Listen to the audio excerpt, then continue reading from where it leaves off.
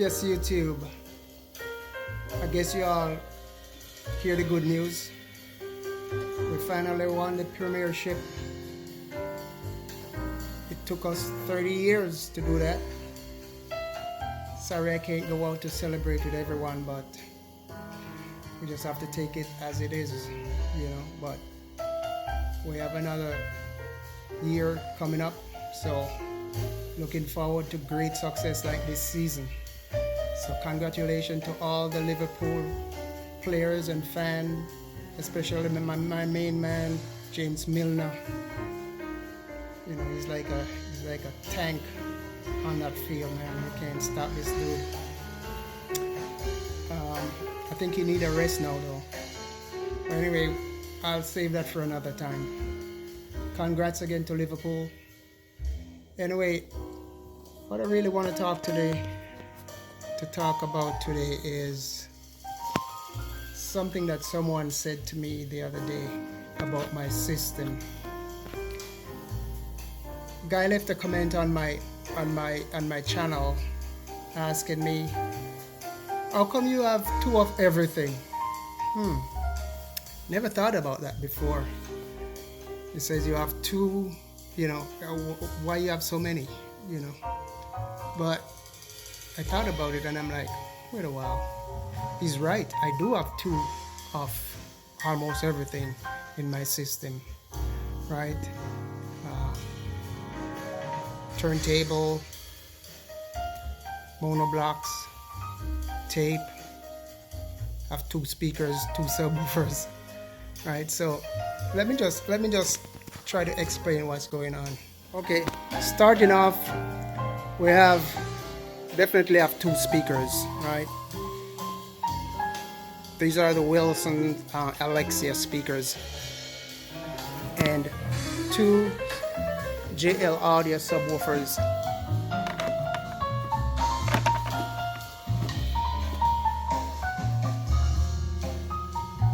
These are the Fathom V2, and these are 13-inch subwoofers, right? So for this room, I had to use two subwoofers for this room because the bass was quite lacking when I only used the Alexia. I even contact Wilson about that, and they recommend me using a subwoofer. Now, Wilson subwoofer, they are monsters, so I didn't even consider them. I doubt if two of their subwoofer could hold in this room. They are so big, you know. So I said, okay, JL Audio is good product, so I'll try them. So right now I'm trying them out. I've only had them a few months, so we'll see how that goes. The next option would be to use some rails. I had a rail Storm before, and I sold that because I couldn't get a matching one. And it so happened that the guy I sold it to, he too was looking for a matching rail like mine. Just funny. So that worked out well for him at least. So anyway, then come over, we have two mono blocks. The first one is a Macintosh MC601 monoblock amplifier, right? So for monoblocks you need two amplifiers, right? A stereo amplifier, you just need one amp with two channels.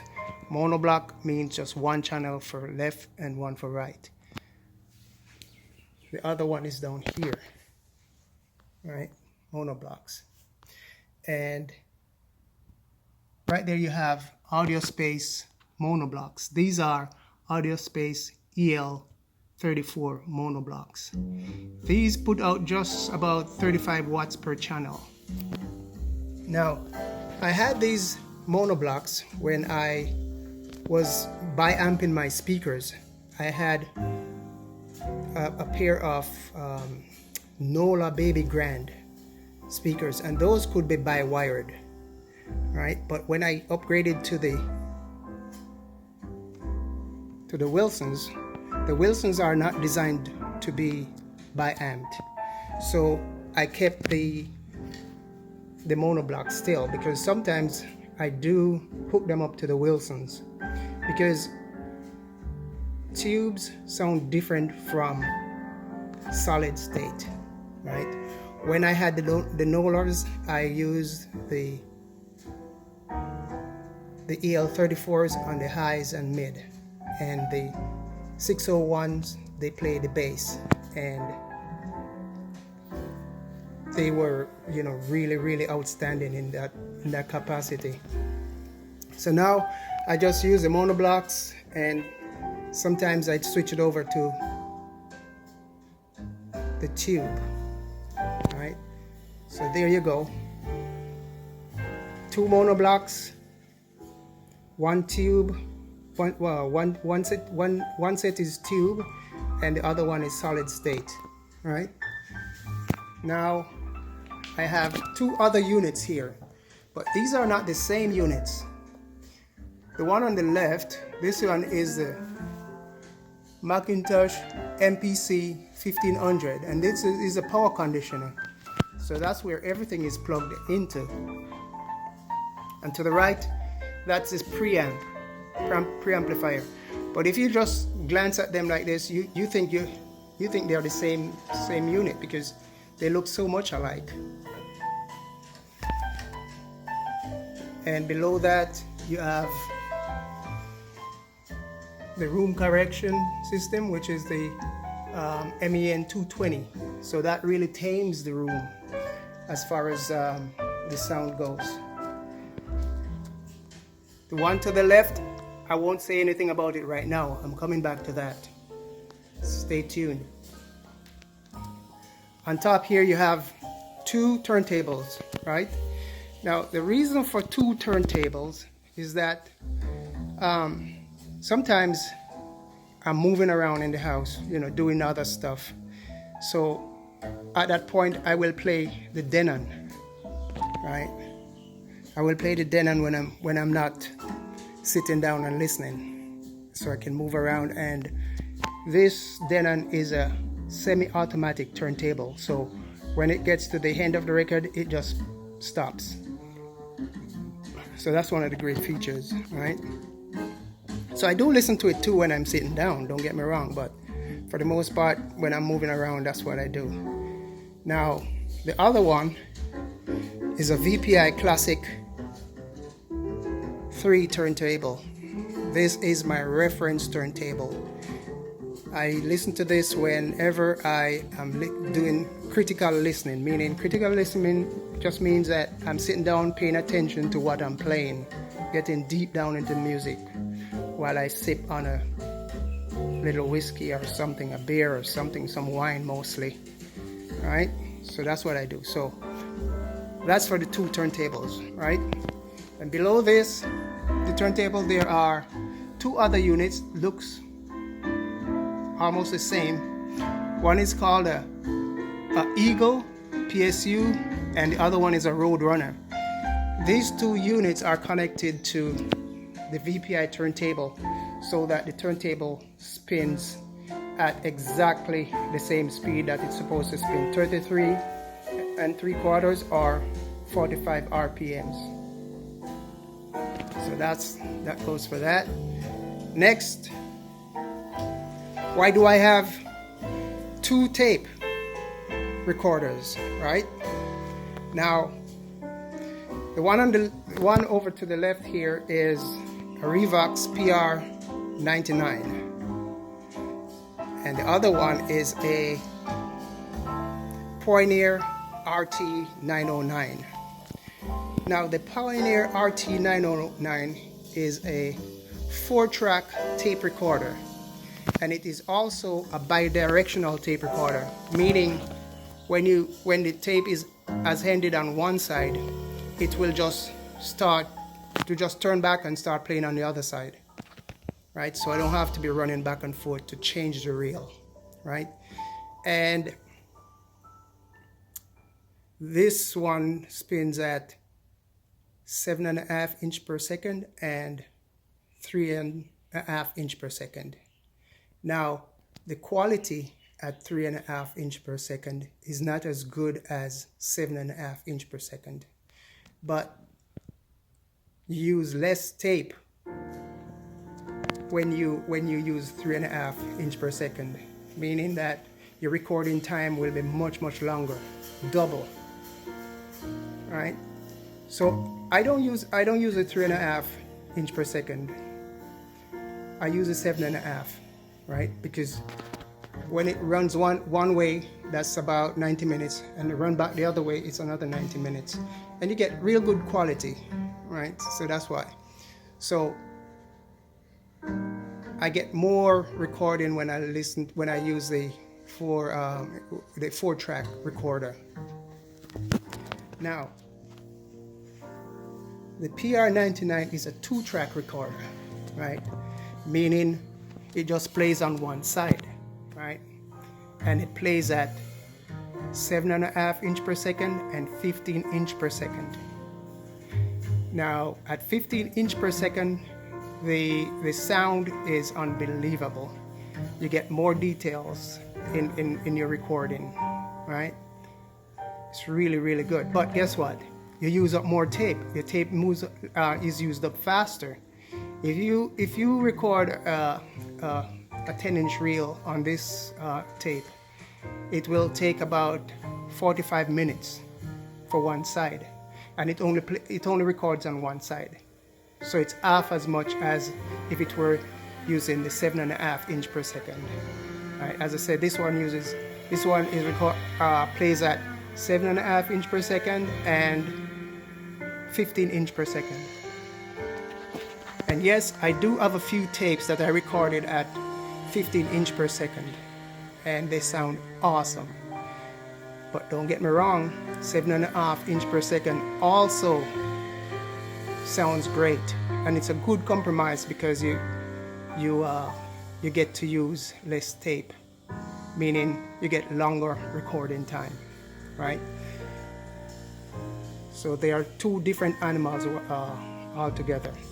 So there you go. And then sometimes you want to listen to a long plane, like when I'm working in my lab. I just put on the Pioneer and just let it roll. I don't have to worry for another 3 hours because it's gonna turn back by itself. This again, critical listening, just like my VPI turntable. I just listen on this one, real good. 15.5 inch per second or 7.5 inch per second.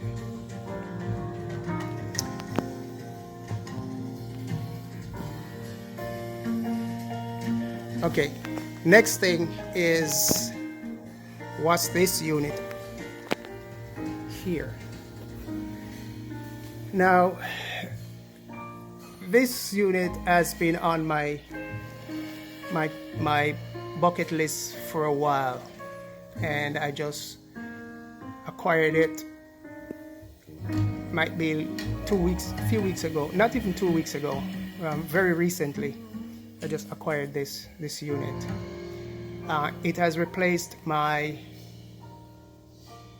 Alnic H3000 phono stage, right? This unit is the Macintosh MP1000 phono stage, right? This video is not a review of the Macintosh MP1100. This video is just to answer the person who asked how come I have two of everything. But I just wanted to show you this Macintosh piece. Now, you might want to ask, how is this compared to my Alnic H3000? To be honest, I haven't had it for a long time for me to really decide how it to really compare them actually. So it's still in the works, it will take a time because it's brand new. So as you know, things have to burn in. All right. But it will be very interesting to see a comparison between this unit and the Moderite PH150 phono stage. Now, the Moderite PH150 phono stage is my reference phono stage. I remember doing a comparison between the Moderite and the Alnic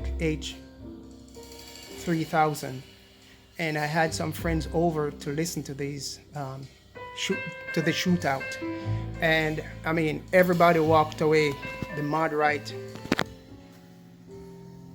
the clear winner, right? So I want to see how they stack up with the Moderite also, but it will take some time. No hurry with this. And another good thing too, this thing has a digital input. I'm not a digital guy, but sometimes I would really like to make a copy of a LP for someone, and now I can do that. I remember this lady, a friend of mine, we've known each other from we were kids, and I went to Florida and she gave me a ton of records. I couldn't believe it. A ton of reggae music. And I did make a copy of those records for her. But at the time I never had the right equipment to do it. And it sounds okay, but it could be much better. So this is on my list to make some real nice copy of those records for her. So there you have it. The reason why I have two of each unit, right? Two subwoofer. Of course, two speakers are obvious. You need two speakers, right? Two tape recorders. Actually, I have more than two tape recorders, but I take about two at a time, I would say. All right. Last video I showed 4 tape recorders, but that was ridiculous. I can't keep four tape recorder here. The boss would kill me. All right.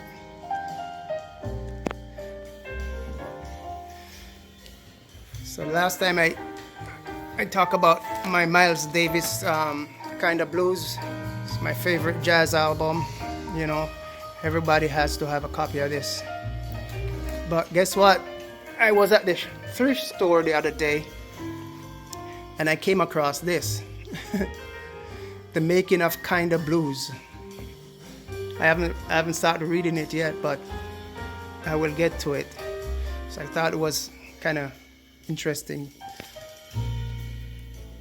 So I bought the book, of course. I also have a box set of Kinda Blues. And the box set is by Mobile Fidelity. Okay, YouTube, thanks for watching. And I hope I answered the question why I have two of everything. Oh, one last thing. That's 2 units. These are Channel Island audio headphone amplifier. I hardly use it. I only use it when someone else is watching TV nearby or so. But I'm not a headphone guy, but I have a few headphones. Okay. Thanks for watching. And once again, congratulations to Liverpool.